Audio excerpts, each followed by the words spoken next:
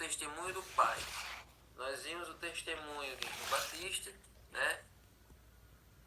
Vimos o testemunho de João Batista por 2 dias. Vimos a questão ali do povo que não aceitou, que estava tentando coroar Jesus como rei. E Jesus foi mostrar para eles a realidade da sua missão, da sua obra, que não tinha nada a ver com satisfazer prazeres terrenos, e sim levar eles a entender a realidade do reino celestial. E aí na quarta-feira nós vamos ver um testemunho que provavelmente é o mais convincente de todos, que é o testemunho do próprio Pai. O Pai testemunha com relação ao Filho.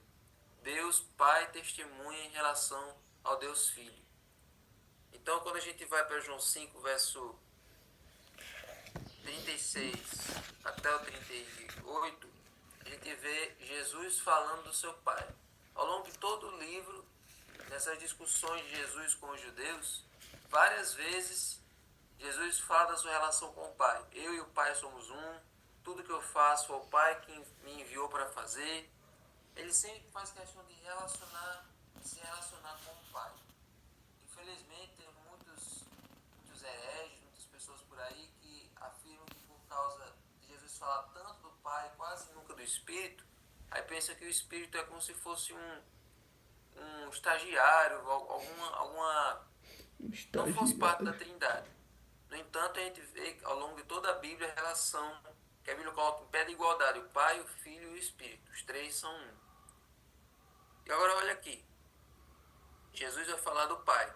João 5, verso 36. Mas eu tenho maior testemunho que o de João, porque as obras que o Pai me confiou para que eu as realizasse, essas que eu faço, testemunho a meu respeito que o Pai me enviou. Ou seja, eu estou curando cegos, eu estou curando os aleijados, eu estou expelindo demônios, eu ando sobre o mar, eu multiplico os pães, multiplico os peixes, eu faço milagres à distância, eu toco dos leprosos. Tudo isso que eu faço, nenhum curandeiro faz isso. Tudo isso que eu faço prova que eu vim de Deus. Tudo isso prova que esses milagres me foram concedidos pelo meu Pai. Não foi por mim mesmo. Tudo isso não foi... eu não sou um curandeiro qualquer. Eu não sou um mágico, eu não sou um feiticeiro. Todos vocês já sabem, ou pelo menos todos vocês já deduzem, que isso que eu faço só pode vir de Deus. Então eu fui enviado pelo meu Pai. Eu fui enviado por Ele. Só que o que é que acontece? Verso 37. O Pai que me enviou, esse mesmo é que tem dado testemunho de mim. Né? Vocês nunca ouviram a voz dele, nem viram a sua forma. Também não tem a palavra dele permanente em vocês, porque não creem naquele que me enviou. Então, como vocês não acreditam nele, como vocês nunca ouviram a voz dele, vocês nem sequer acreditam nele, então vocês não têm como conhecer ele através de mim. Porque ele disse, quem vê a mim, vê o Pai. Então, se vocês nem acreditam nele, então vocês não vão conseguir enxergar ele através de mim. Então não adianta nem eu estar dizendo que eu fui enviado por ele, sendo que vocês nem querem conhecer ele através de mim. Entendeu? Então é isso que Jesus estava querendo dizer. O Pai era revelado através do seu Filho. E o Filho dava testemunho de que veio do Pai. Jesus demonstrava que vinha de Deus através daqueles milagres. Só que as pessoas não queriam saber disso. Em que momentos o Pai deu testemunho de que estava apoiando, de que estava o tempo todo ao lado do seu Filho? Deus Pai ao lado do Deus Filho aqui na terra. No momento do batismo, a gente vê nos 4 evangelhos, ou melhor, nos 3 evangelhos, em Mateus 3:17, em Marcos 1:11 e em Lucas 3:22 e também em 2 Pedro 1:17-18.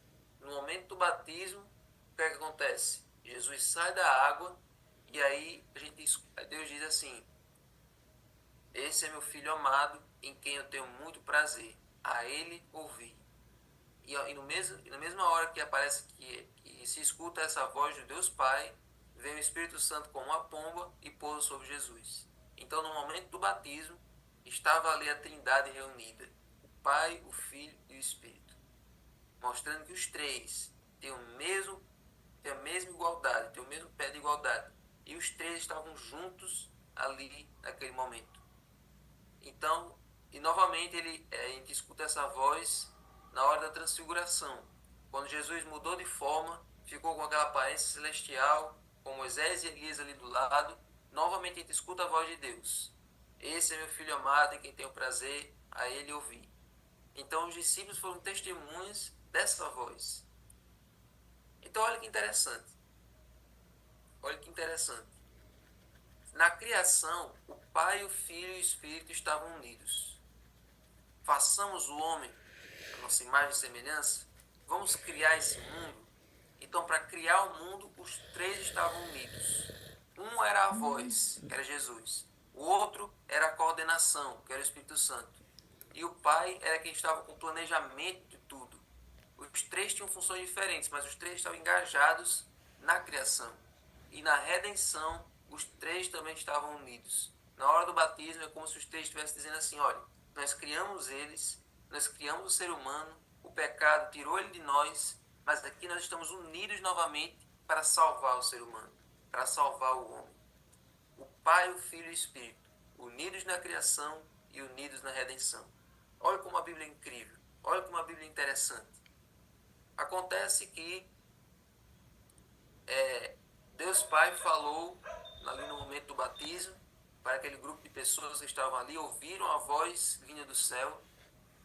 Depois Deus falou na presença dos três discípulos, mas chegou o momento de Deus falar novamente, mostrar que estava apoiando o ministério de Jesus. E nesse contexto em que Deus falou de novo, era o momento em que estava chegando o final do ministério.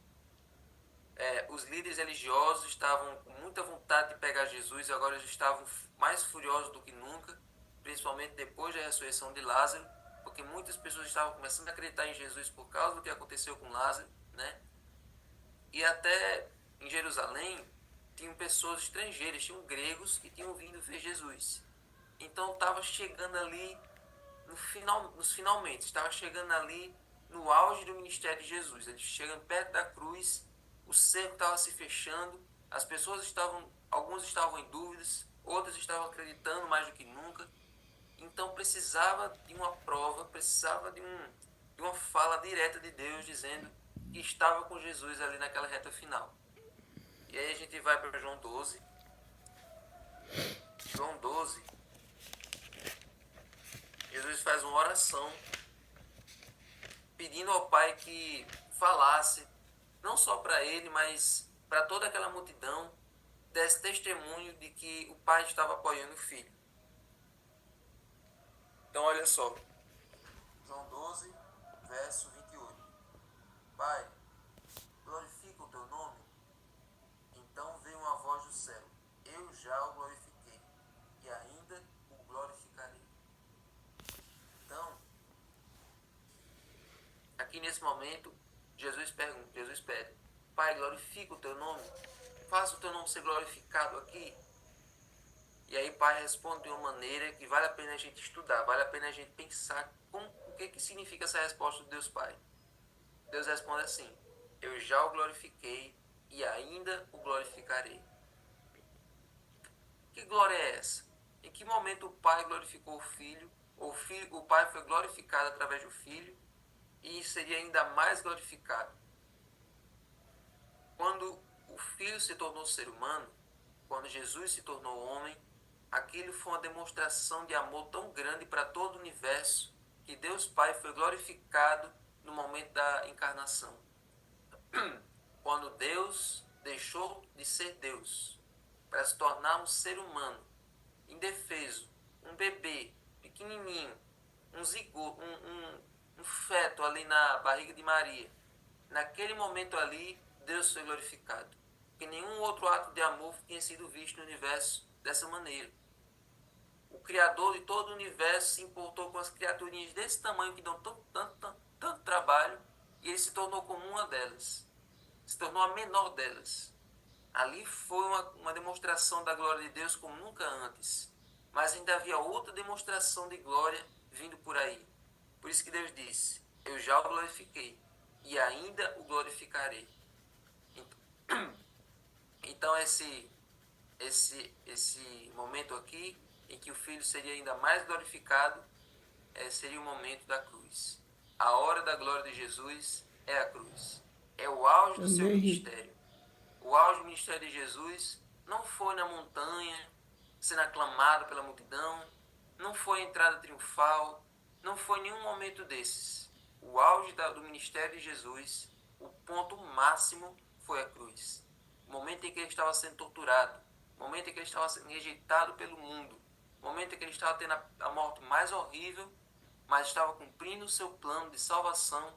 Ali era o momento em que Deus foi glorificado, que Deus foi mais glorificado em todos os tempos, em todo o universo. Então ali a glória foi vista através da vergonha. Ali o poder de Deus, o amor de Deus foi demonstrado da maneira mais convincente, da maneira mais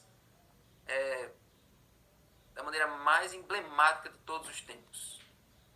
Porque ali foi a demonstração do maior ódio, a demonstração da maior consequência do pecado, a demonstração do pecado em sua essência e da graça em sua essência.